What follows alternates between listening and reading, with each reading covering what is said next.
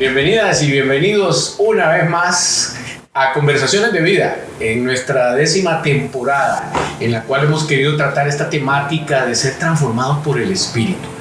Hoy tenemos nuestro noveno episodio, noveno tema que queremos desarrollar sobre la santidad. Y hoy sí, la volamos. Tenemos aquí a una amiga, a alguien que admiro mucho como pastor, como persona, como predicador, a Ricardo Salazar. Alguien que ha hecho mucho por la iglesia en Costa Rica, pero más allá. Yo sé que ahora, sobre todo, Dios lo está utilizando mucho en acompañar pastores en América Latina. Y bueno, bienvenido, un privilegio. Gracias. Qué bueno. Wow. Gracias. Para mí, bueno, estábamos pendientes, ¿verdad? Sí. De hecho, hace creo que un par de semanas me tocaba estar por acá y bueno, esas cosas que ocurren postergó días, pero aquí estamos muy contentos sabiendo de que esto ya tiene su ratito, ¿verdad? Y que está siendo muy nutritivo para muchas personas. Así que aquí estoy para que conversemos, y esa palabra me gusta mucho, conversar acerca de un temazo como el que estás planteando. Sí, Ricardo, hemos venido hablando sobre esta temática de cómo el cristiano necesita ir más allá de solo un concepto, sino realmente necesitamos una transformación del carácter. Y eso es obra no del esfuerzo humano, sino del Espíritu Santo, ¿verdad? Entonces, hoy que queremos tratar el tema de la santidad, yo quiero empezar porque vos estás viajando mucho, estás conociendo la realidad de la iglesia actual en muchos lugares. Y el tema de la santidad a mí me da la impresión que se ha perdido, como que se ha diluido, ¿verdad? Pasamos de a muchos legalismos que habían, de repente a mucha liberalidad. Reconozcamos que la sociedad también está cambiando, ¿verdad? La sociedad ha diluido los valores. Ya se habla de la famosa sociedad postcristiana, ¿verdad? Donde los valores cristianos ya no son muy tomados en cuenta. ¿Qué es tu visión? ¿Qué está pasando en la espiritualidad de la iglesia? Voy a contestar de dos maneras. La primera, citando a Pablo en una aparente contradicción, cuando inicia su primera carta a los Corintios, que la iglesia de Corinto es de estudio, ¿verdad? Es un crisol de extremos, ¿verdad? Es súper dotados de dones del Espíritu Santo, y por el otro lado te encuentras prácticas, conversaciones, acciones tremendas. Pero Pablo empieza su carta diciendo: a los santificados en Cristo Jesús, llamados a ser santos. Eso pareciera una contradicción, porque por un lado te dice que hay algo que ya fue hecho, y por el otro lado te dice que estás llamado a hacer esto que se supone que ya eres. Y creo que el desarrollo de la palabra de Dios, especialmente en el Nuevo Testamento, nos muestra que en efecto una persona que viene a Jesucristo es una persona perdonada, es una persona redimida, a quien se le dio un ropaje, a quien se le borró su historial, es una persona perdonada. Y al mismo tiempo entra en un proceso que terminará hasta el día en que Jesús regrese. Y esa dualidad yo tengo que tenerla. No hay nadie que pueda jactarse de perfección mientras estemos con las tenis en esta tierra. Exacto. No se puede. Pero es una tensión entre lo que Dios ya hizo por mí en la cruz del Calvario a través de su Hijo Jesucristo, y de la obra del Espíritu Santo, que es lo que envuelve esta temática, que día tras día va labrándose en nosotros ese milagro de que vamos aspirando a dejar atrás una enorme cantidad de cosas.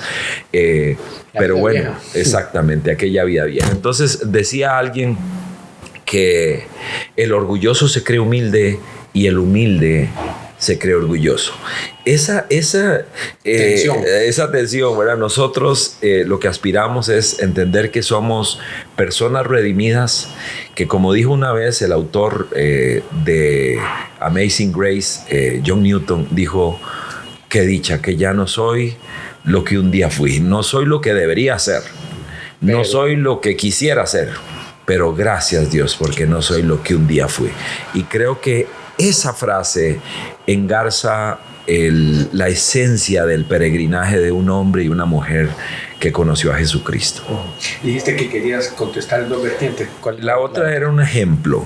La otra es un ejemplo. Estaba en Ecuador, ahora que me dices, y un amigo me contaba que fue a predicar a la cárcel de máxima seguridad. Lo pusieron en el centro y puras celdas de una sola persona alrededor de él. Y le dijeron, predíquele a ellos. Y él empieza a hablar de Jesucristo. Un tipazo, mi amigo. Y empieza a predicar y de repente, en medio de la prédica, uno de los que estaba en alguna de las celdas, él no podía ver rostros, podía ver sombras de gente, empezó a cantar, ¿qué sería de mí si no me hubieras alcanzado? Y a él le llamó la atención, pero lo que más le llamó la atención fue que se sumó uno y otro y otro. Y desde lo que él entiende, todos empezaron a cantar. Me partió el corazón porque dije, me decía él, Ricardo, ¿se la sabían? La cantaban del alma, pero la pregunta es, ¿qué estás haciendo en máxima seguridad? Porque sí.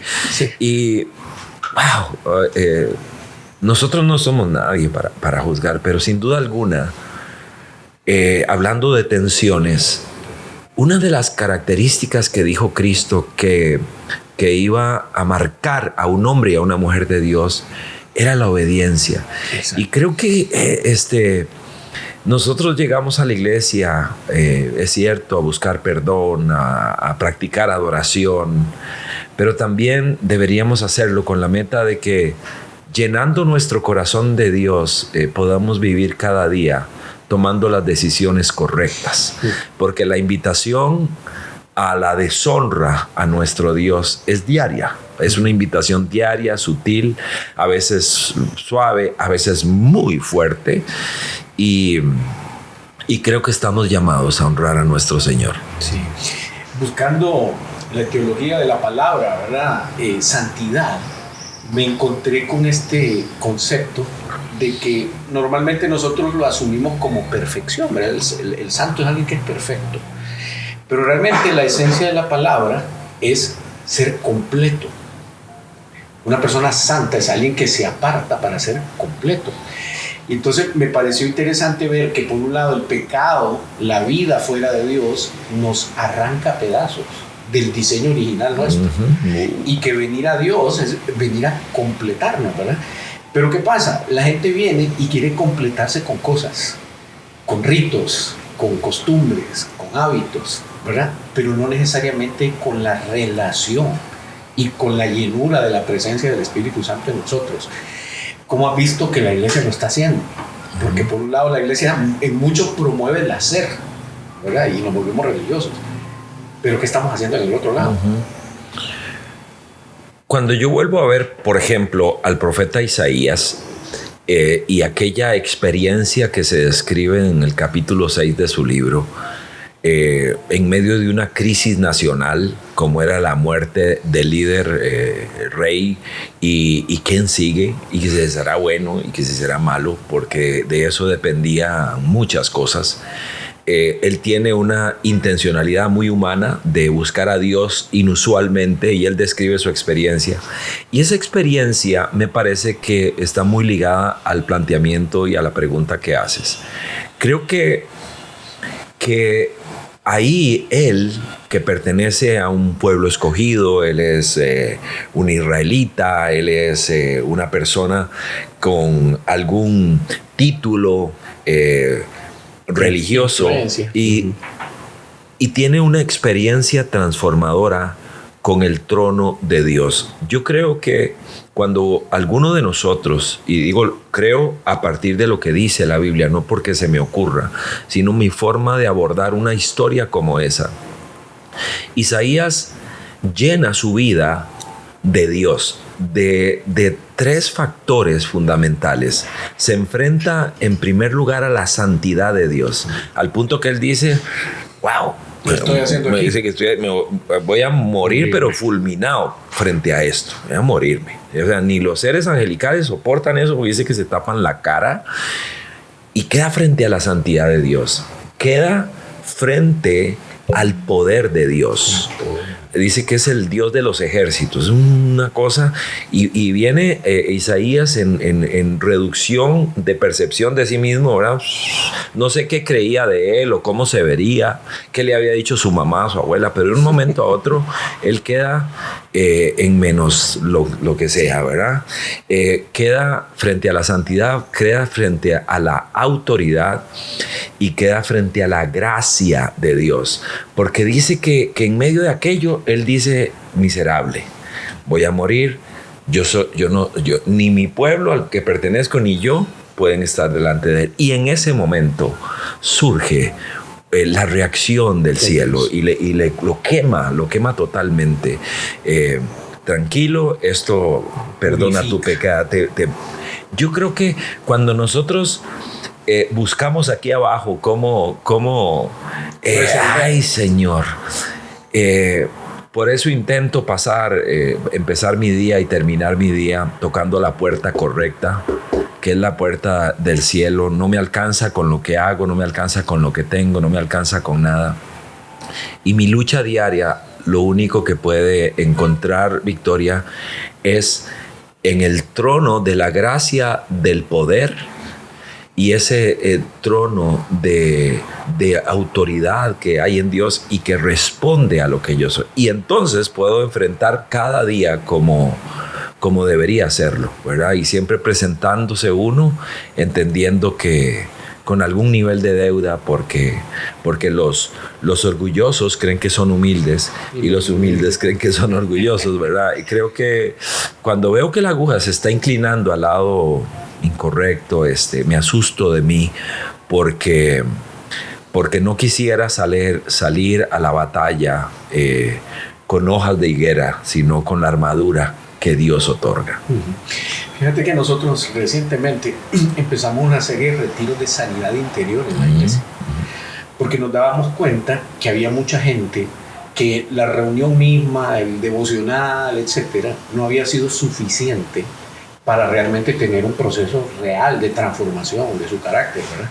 Entonces vimos que había que crear un espacio específico, uno para confesión, para el reconocimiento, la autoevaluación, y dos, para confesar y decir: Padre, aquí estoy, dele, ¿verdad? Haga lo que tenga que hacer.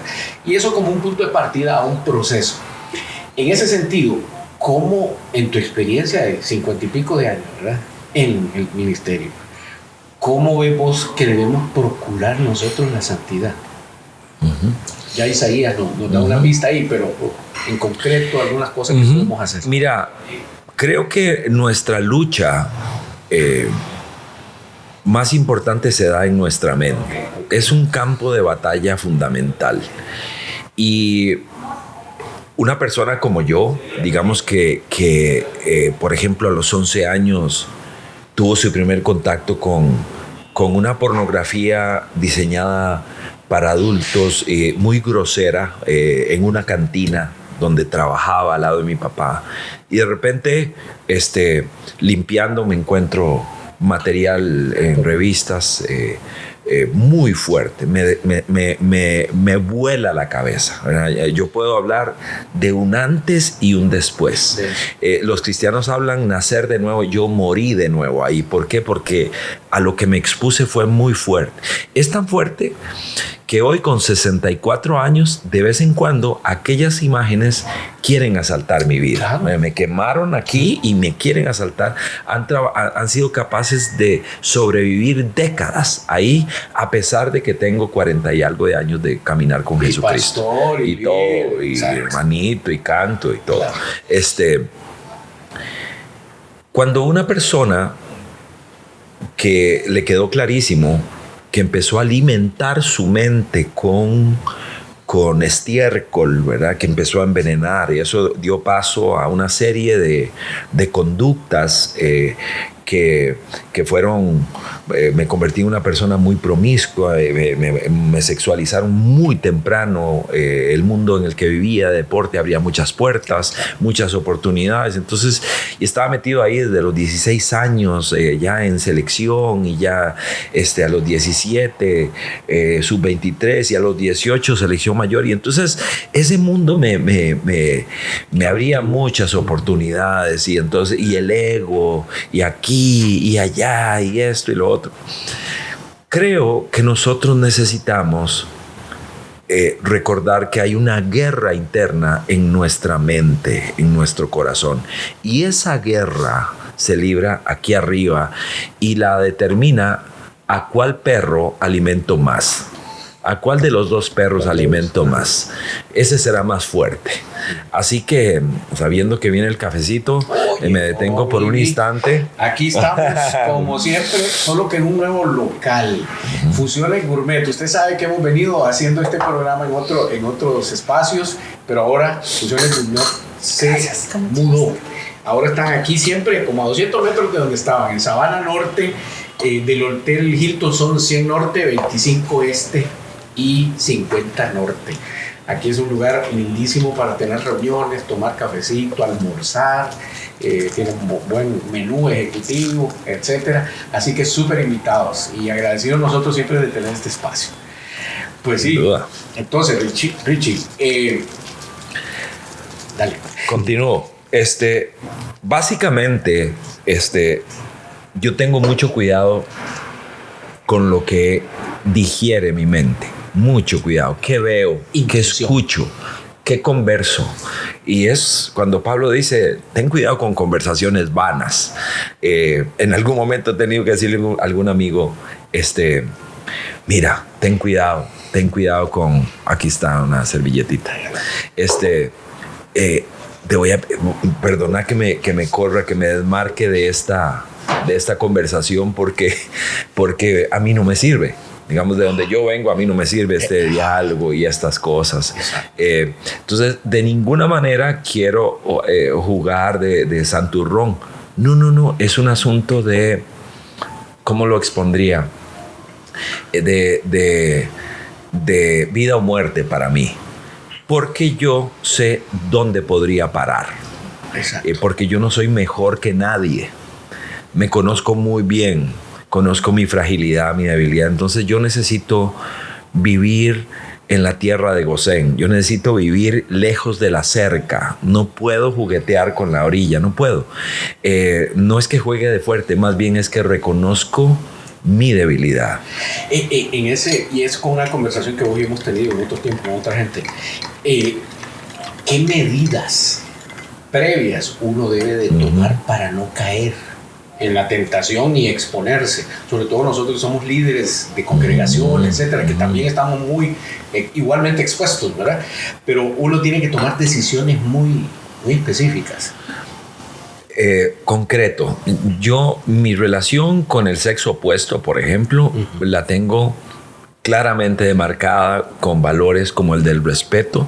Yo quisiera tratar a las damas como yo quisiera que alguien tratara a mi esposa, como yo quisiera que alguien tratara a mi hija, Valeria, como yo quisiera que alguien tratara a mis nietas, Olivia y Juni. Nosotros somos abuelos empalagosos siempre. Ya casi saco la foto. Siempre se lo dije a mi hijo, trata a las mujeres como te gustaría que trataran a las mujeres de tu vida. Y ese es de alguna manera un parámetro para mí.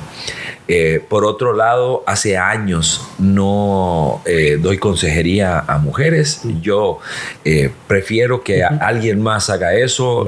Alguien puede, mujer con mujer, es lo ideal.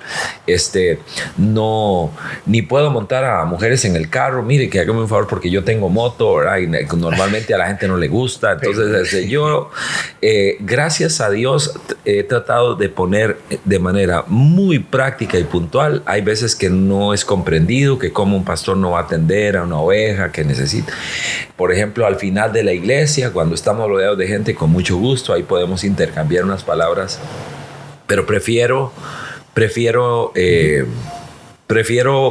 ser así, Pero prefiero ser así. no, Sí, decía, porque no es que uno anda jugando de Brad Pitt ni nada de eso, sí, como decía Gorgojo, ¿verdad? Uno que no es nada feo. Qué lindo. Gorgojo. Muy sincero. Básicamente no es eso, es cuidarte, es salud. Y yo sé que hay veces que parecerá un poco extremoso. Yo prefiero eso a en algún momento empezar a sudar grueso. Sí, y igual aplicará, que mencionaste esto de la lucha en la mente, ¿verdad? Porque no solo se trata de la cuestión de la sexualidad, sino ese pensamiento recurrente de las mentiras que yo me creo de mí, que me bloquean, que me paralizan, que me hacen sentir indigno, insuficiente, ese tipo de cosas. Pero también hay otros pensamientos, el de la codicia, el de la lujuria, el celo de poder y este tipo de cosas. ¿Verdad? Entonces creo que la santidad nos abarca sin duda integralmente. Ok, ¿qué papel juega la palabra de Dios en un cristiano en la búsqueda de la santidad? Cuando Jesús oró, la oración más larga que encontramos, la sacerdotal de Juan 17, en un verso muy fácil de memorizar porque es Juan 17, 17. En esa oración que hace por nosotros, que es el hermano mayor orando por los hermanos menores, es el rey orando por los súbditos, es Dios orando por los humanos. Dice: Padre, santifícalos en tu verdad. Tu palabra es verdad. La palabra de Dios es el mejor antioxidante que existe. La palabra de Dios sustituye las mentiras de Satanás, sustituye los complejos, los atajos y marca el sendero de por donde nosotros debemos caminar. La palabra de Dios alimenta nuestro espíritu. Es capaz de surgir en el momento correcto como la espada que es para defenderme, la espada del espíritu de la que habló Pablo, y básicamente nutre nuestro corazón. Yo muy temprano entendí eso, muy temprano yo empecé a gatear en Dios allá en octubre del año 81 y recuerdo que pregunté en el grupo carismático católico: ¿y qué se hace? O sea, ¿qué se hace cuando uno empieza a sentir esto? ¿Qué se hace? Y de una me dieron una Biblia. No me dijeron por dónde empezar, me dijeron: léala. Y así empecé, dele. Una sed y un hambre. Un amigo me dijo: ¿estás inquieto espiritualmente? Tenga esto. Y me dio un libro de sabiduría hindú. Y en la portada había un chaval así, todo barbudo y de blanco, y esos apellidos que son puras consonantes, así, impronunciables. Yo soy demasiado pollo, novato, creo que me faltó cocheo al principio, pero bueno, me dieron eso y aquella noche de mi génesis, de mi inicio, no leí mi Biblia, sino que leí ese libro, empecé a leerlo. Normalmente me daba sueño, después de leer un rato y lo curioso fue que puse ese libro sobre la Biblia en la mesa de noche. Hablo delante de Dios, ¿verdad? A media madrugada me despertó aquel golpe, pero fue como si yo agarrara tu teléfono y lo reventara contra la pared que está aquí atrás y fuera de madera. Ese golpe, ¡pum! Un golpe seco. Me sobresalto, me despierto a media madrugada, prendo la luz y ese libro estaba reventado contra la pared del otro lado. Estaba deshojado. No soy de místico ni nada. Estaba desbaratado, así como expulsado de mi vida. Y vuelvo a ver mi Biblia y vuelvo a ver el libro y el mensaje era demasiado claro, sobrenaturalmente claro. Ese día entendí que dos cosas. Uno, ¿qué es lo que debía entrar a mi sistema cada día? ¿Qué es lo que Dios quería que entrara? ¿Qué es lo que no quería que entrara en mi sistema? Yo puedo estudiar acerca de alguna secta, grupo, pero lo que va a nutrir mi vida no es eso. Lo que nutre mi vida es la palabra de Dios. Y lo tercero que aprendí esa noche, y ahora puedo leerlo, porque me pasó siendo un muchacho de 21 años. Lo que me pasó a mí en esa oportunidad fue que Dios me estaba diciendo: tú vas a ser un hombre de mi palabra. No te alejes de ese libro. Estás llamado a abrir este libro para enseñarlo. Y hoy lo entiendo e intento honrar el llamado a enseñar la Biblia. Me da horror. Me pasan dos cosas con ese llamado. Uno, me horroriza y quisiera no hacerlo. Y dos, no puedo vivir sin hacerlo. Es una mezcla muy rara, pero me pasan las dos cosas. Déjame usar ese ejemplo para lo que te quería preguntar después. Hay cosas que no combinan. Ese libro encima de la Biblia no combinó y explotó. Pero ¿qué pasa? La cultura actual en las iglesias, en muchas iglesias tal vez, es que hemos ido perdiendo la integridad de la vivencia de la palabra y hemos diluido los principios éticos, hemos diluido los principios normativos para la conducta, ese tipo de cosas. Entonces la gente, no, mira, el matrimonio, dejémoslo por ahí, no, yo empiezo a tener relaciones primero para prepararme ahí, etc. ¿Qué tenemos que hacer en este tiempo? Ahora bajaría 2 capítulos más del Evangelio de Juan. En el capítulo 15, Jesús, donde plantea la tesis de que Él es un árbol, un tronco, y que nosotros somos ramas, y que separados de Él no podemos hacer nada, y que nos nutrimos de la savia de Él. Que una cosa es estar cerca, una rama podría estar cerca y significar casi nada. Debe estar pegada, esa es la injertada. Creo que la figura es demasiado dramática, ¿verdad? Es separados de mí se muere, separados de mí se secan, separados de mí no tienen la capacidad de verdor, de fructificación que se requiere en sus vidas. Y creo que es una figura donde cada uno de nosotros debe tratar de responder a la pregunta en relación a Cristo, el tronco, la vid verdadera, ¿dónde estoy yo? Pero muy importante es la marca que el Señor plantea. La palabra que más insiste en Juan 15 es la palabra permanecer. 11 veces se menciona la palabra permanecer, es perseverancia, es tenacidad, lo cual nos lleva a ser muy poco emocionales. No, porque permanecer es patrimonio de la gente de convicciones, no de emociones. No de que hoy siento, mañana, que hoy dije, ¿qué? Es gente de convicciones, gente que está ahí en invierno, en verano, y pasó 1 año y 2 y 3. Y mira, no sé cuántos años tenemos de conocernos, pero más de 25 años tenemos de conocernos, y hay a brincos, saltos, tropezones, ahí estamos. Si pasan lista, decimos presente. Chamuscados, tostados, pero presente, aquí estamos. Permanecemos. Y otra característica de esto, Jesús habla ahí de la obediencia como una característica del que verdaderamente cree y permanece. Creer, el que cree obedece, y el que no obedece no cree. Básicamente. Y otra vez la figura, o sea, mi amigo en Ecuador me decía: estuve ahí predicándole a todos, pero uno por uno que pidió que su pastor viniera. Ese hombre, catalogado como el hombre más peligroso del Ecuador, extraditado con cadenas, televisión nacional, donde lo sacan del hijo de pastor de cuna cristiana. Me partió el corazón. Sí, claro. Porque tengo un hijo que acaba de regresar de eso. Me partió el corazón. Yo creo que todos necesitamos saber de que somos capaces de cualquier cosa, de que ese chaval no es mejor que yo.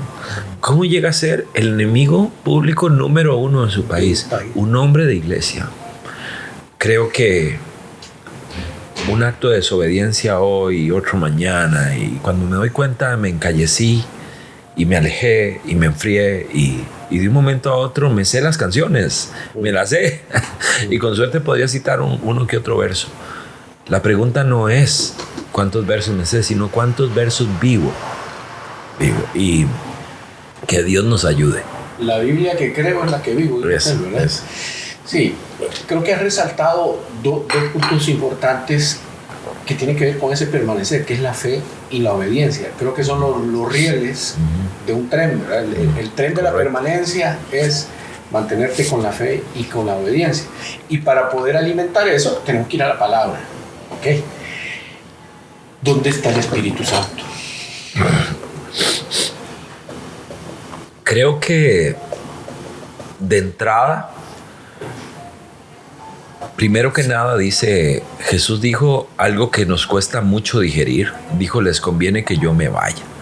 Y nosotros podemos entender la desazón de los discípulos. ¿Cómo? O sea, por favor, Señor. O sea, entraron en crisis, ¿verdad? Si yo no me fuera, no vendría el Espíritu, ¿verdad? Y cuando uno, a mí me gusta la teología. Creo que la teología ocupa su lugar, pero no para impresionar a nadie con palabras raras, como decía un día de estos en la iglesia cuando me tocaba definir el supralapsarianismo en el Instituto Bíblico. ¿Qué es eso? Y si usas palabras como esas para tratar de impresionar a alguien, lo que nosotros encontramos es que aquel verbo se hizo carne y habitó entre nosotros y vimos su gloria. Lo inexplicable, o sea, ahora está aquí, lo vemos, lo oímos, lo entendemos. La Trinidad, todo un concepto complejo, difícil, o sea, sin duda alguna, un hecho a la luz de la Biblia, es lo que ves que la palabra de Dios te dice. Entonces ves en el Antiguo Testamento a Dios y a nosotros, ¿verdad? El Creador relacionándose con nosotros. Luego en los Evangelios ves a Cristo. Ese es Dios con nosotros. Fue llamado Emmanuel. Dios vino a vivir entre nosotros. Y Jesús dice eso, que les conviene porque ahora, a partir de que Él se va y gana el derecho de que Dios viva dentro de nosotros, que es el Espíritu Santo. Así que desde que nos convence de pecado, de justicia y de juicio, de pecado, de juicio. Aquí está el pecado y aquí está el juicio. Y la justicia es el perdón, es la operación de Dios que permite que yo pueda enfrentar el juicio sin miedo. Porque voy a ser sobreseído gracias a Jesucristo y su obra. Pero todo eso viene a partir de una relación hermosa, fresca, con la dulce persona del Espíritu Santo que habita en nuestro corazón ahora y que quiere ir forjando al hombre que Dios quiere cincelar cada día. Y ese carácter del que habla Pablo en Gálatas, amor, gozo, paz, paciencia, amabilidad, bondad, fe, mansedumbre, dominio propio, empieza a ser cincelado de una manera progresiva a partir de esa relación con el Espíritu de Dios. Y creo que ese nacer de nuevo y ese proceso de transformación que el Espíritu Santo produce en un hombre, en una mujer que ha conocido a Cristo, es maravilloso y es lo que marca la diferencia entre la religiosidad, no importa si es católica o evangélica. Yo podría ser miembro de una iglesia evangélica, podría ser el adventista más adventista o el pentecostal más pentecostal o el reformado más reformado. Si yo no tengo la presencia del Espíritu Santo, eso era puro esfuerzo humano. Y no me alcanza, ni a ti, ni a mí, ni a nadie que nos esté mirando. No nos alcanza. Lo que alcanza es la obra de Dios en nosotros, porque Dios dentro de nosotros es lo que marca la diferencia. En la búsqueda de ese crecimiento espiritual, nosotros los pastores generalmente enseñamos, recomendamos, apoyamos, guiamos a la gente a ese proceso de la disciplina espiritual. Ahora miren, ore, lea, sirva, ayuda, versus lo que otro podría decir, no, eso es legalismo, eso es. No, es que es la obra del Espíritu Santo por el Espíritu Santo.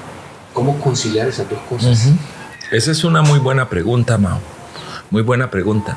Cuando yo olvido decirle a la gente por qué, ajá, yo siempre digo, ¿para qué son las disciplinas espirituales? Porque es cierto que una persona podría pasar dando vueltas a la sabana todos los días corriendo y ser una... Pero cuando una persona tiene un objetivo, y normalmente el objetivo y la meta le da sustento a esto que yo estoy haciendo hoy. Entonces, cuando yo vengo,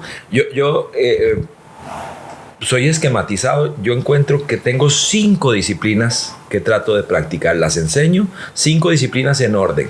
Y el orden es... en este caso, sí importa el orden de los factores. La Biblia, algunos me dicen, no, se empieza con orar. Le digo, no, empieza con la Biblia. ¿Por qué? Porque la Biblia regula la oración. Podríamos tener una oración incorrecta. Ángel de la guarda, dulce compañía. Eso es una oración muy linda, sí, claro, pero está incorrecta. La Biblia regula la oración. La oración, yo le llamo conexión, que es oración, adoración. Es una disciplina hermosísima. En tercer lugar, la comunión, que es la interacción, esto que estamos haciendo con la gente. Yo voy a la iglesia con sed de gente. Yo necesito el abrazo de la gente mía, que me extrañe a alguien, porque te extrañé, o extrañar a alguien, llamar a alguien que no vi. La comunión, sentarme, ayer te contaba, tenía una pareja amiga, ahí nos dio hasta tarde conversando, compartiendo juntos, riquísimo. La comunión, esa es la comunión, el partir el pan. Es más, no solo la mesa del Señor, es que nos conozcamos por nombre, es que yo pueda desarrollar relaciones vitales y significativas con personas, con esa familia de la fe de la que habla Pablo en Efesios. En cuarto lugar, es el servicio. Es que Dios me ha dado talento, me ha dado dones, y yo puedo servir al reino con mi talento, con mi tiempo y con mi tesoro. Sirvo a Dios, soy un socio del reino, no soy solamente un espectador que llega a cumplir. No. Estoy involucrado en tiempo, talento y tesoro. Y en quinto lugar, la disciplina de compartir mi fe con alguien, de compartir mi fe con alguna persona, hacerlo de una manera fresca, no encajonada.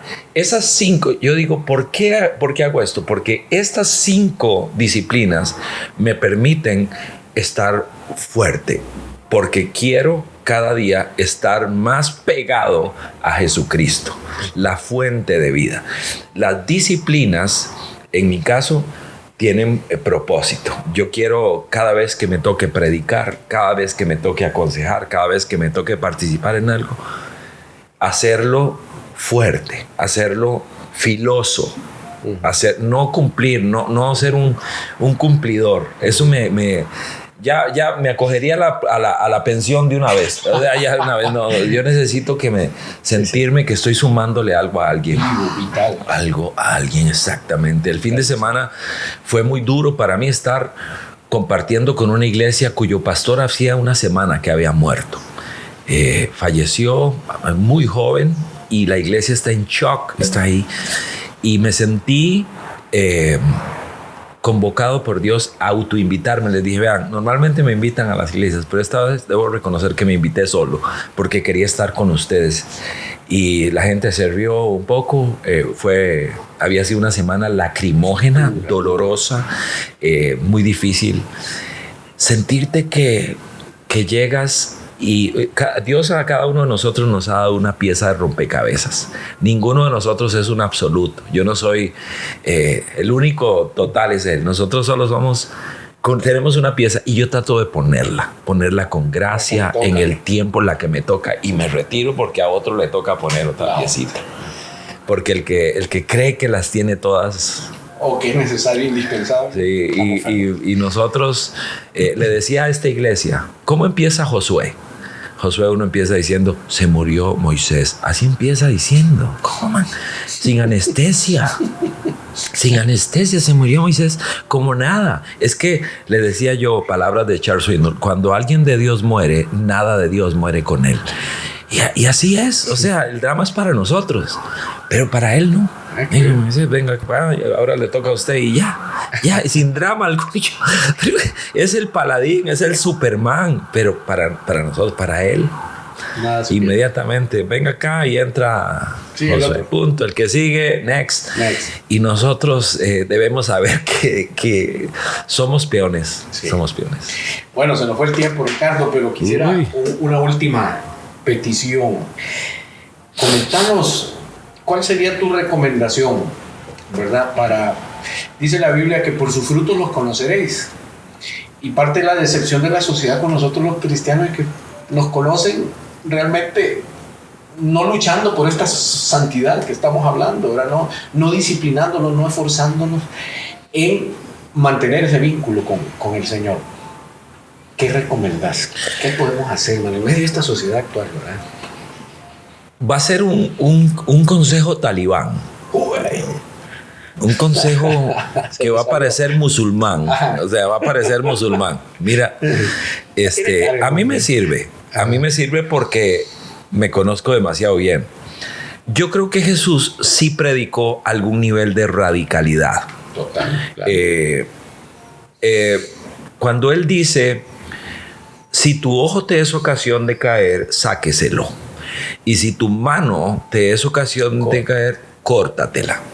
Obviamente, como le he dicho mil veces a nivel Jesús no está hablando de mutilación física, porque no sé cómo te diría vos, pero yo he llegado a la conclusión de que yo sería solo ombligo. O sea, sería solo ombligo y que me jalen con un carrito, porque después de ahí, man, no creo que haya algo que no... yo lo que... y alguien me dijo, yo ya encontré algo malo que puedo hacer con mi ombligo. No cuente, yo creo que básicamente una palabra como esa tan dramática implica que hay cosas que yo tengo que cortar por la raíz, sin miramiento alguno, sin sentimientos de nostalgia. Jesús me recoge hoy y en la semana siguiente yo tengo que hacer una llamada que me va a costar mucho, porque mi novia, a la cual amo, tenemos planes para convivir, para echar para adelante juntos. Solo tiene un problema: ella es casada. Siempre digo, el único problema que tenía era ese. Y cuando yo vengo a Jesucristo, yo digo, o sea, yo en mi oración de entrega a Dios le dije, Señor, o sea, usted puede tener misericordia de alguien como yo, pero yo entiendo que tengo que tomar decisiones radicales, que ahí no hay dónde. Y me voy y corto eso de raíz. Es difícil porque hay emociones, hay sentimientos. ¡Wow! Radical. De a una, sin miramientos, o sea, y ni me hable mucho porque no puedo, o sea, pero ¿cómo es? Nada. ¡Pum! De una. Y luego ir donde su esposo, hablar con él. Me odiaba a morir, me amenazó de muerte. Ir, tocarle la puerta. Esa no podía ser por teléfono, esa tenía que ser en vivo. Y parármele al frente a ese hombre, ¿verdad? Temblábamos los dos. Era un momento de un peso emocional, Mau. O sea, y le dije, bro, vea, me andas buscando, aquí estoy. Haga lo que quiera. Tienes toda la razón. Antes de que actúes, solo quiero decirte que estoy tratando de encontrarme con Dios. Es la única forma que lo puedo explicar. Y tengo que tomar decisiones. Y una es pedirte perdón. Y antes de que actúes, quiero que sepas que mis manos van a quedar aquí, porque cualquier cosa que digas o hagas seguramente me la merezco. Él nunca pronunció palabra. Y después de un tiempo que se hizo eterno en silencio, entendí que debía irme. Yo creo que existen decisiones radicales que tenemos que tomar, y que no pocas veces en la vida nos tocará reiterar, porque somos peregrinos en un camino muy, muy peligroso. Y yo no soy mejor que nadie de los héroes de fe que veo en la Biblia o que veo alrededor mío. Y digo, Señor, guárdame, porque quiero yo quiero honrar tu nombre de verdad. Quizá no lo logre, pero quisiera intentarlo de verdad. Exacto. Honrarte. Muchas gracias, Ricardo. Excelente tu aporte. Tal vez usted está viéndonos y dice, qué admirable, qué hermoso, pero viera que yo no puedo. Para mí, decir no a esas cosas que me atan ha sido difícil, o es imposible, o lo he intentado y he fracasado, ¿verdad? Qué bueno que otros pueden, pero yo no puedo. Bueno, creo que parte del propósito de esta conversación es darte esperanza, ¿verdad? Es decirte que somos todos rotos, somos todos perfeccionables, somos todos personas en proceso. ¿Qué hace la diferencia? No es tu esfuerzo, pero sí tu decisión, como lo acaba de decir Ricardo. La decisión de abrirle al Espíritu Santo de Dios la puerta para que ponga el querer como el hacer, para que te dé la fuerza de voluntad y para que te dé el dominio propio, para mantenerte viviendo la vida tal como Dios quiere que la vivas. Y resalto el hecho de que eso lo logramos cuando nos convencemos de que tenemos que ser obedientes y que tenemos fe a la oferta, a las recompensas que Dios nos da para todos aquellos que decidimos ser justos, vivir conforme Él quiere. Así que esta es una lucha que todos llevamos, caminémosla, busque ayuda, busque apoyo, vaya a la palabra de Dios, no deje de comunicarse con Dios y mostrarle su vulnerabilidad, porque de ahí es de donde Él sacará la fortaleza. Que Dios les bendiga, gracias por estar con nosotros y nuevamente Richie. Gracias. Excelente. Feliz día.